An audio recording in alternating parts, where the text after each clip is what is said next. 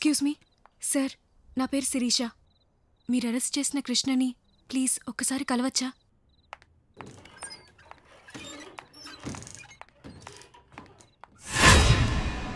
కృష్ణ, హాస్పిటల్లో మళ్ళీ మీ నాన్నగారి మీద ఈ రాత్రికే అటాక్ ప్లాన్ చేస్తున్నారని మా అన్నయ్యకి తెలిసింది.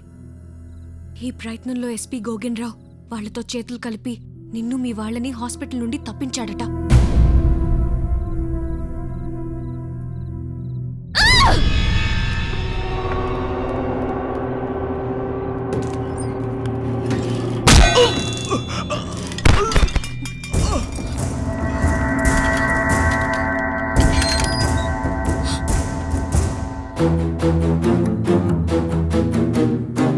అన్నగారి దయవల్లే నీ ఉద్యోగంలోకి వచ్చాను బాబు.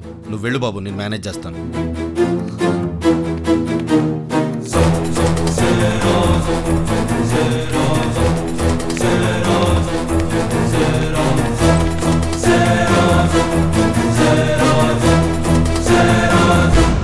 హలో శిరీష, నాన్నగారు బానే ఉన్నారు.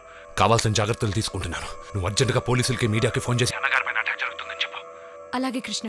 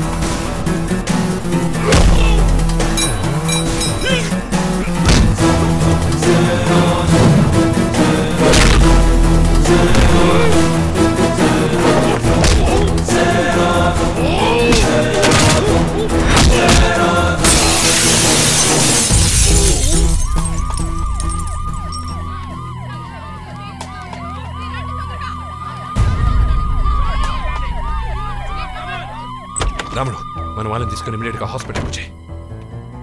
నువ్వేం కంగారు పడకమ్మా. మీడియా వాళ్ళు పోలీసులు ఇక్కడికి వచ్చేసారు. వాళ్ళ ముందు మళ్ళీ అటాక్ జరగదు.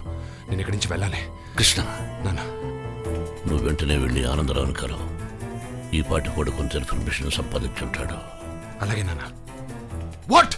ఆ తప్పించుకున్న కృష్ణగాడు ఇంకా దొరకలేదా?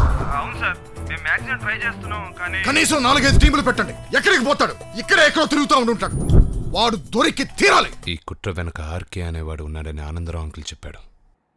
ఆర్కే అనేవాడు నీకు తెలుసా? ఆర్కే కానీ కేఆర్ అనే వ్యక్తి గురించి విన్నాను.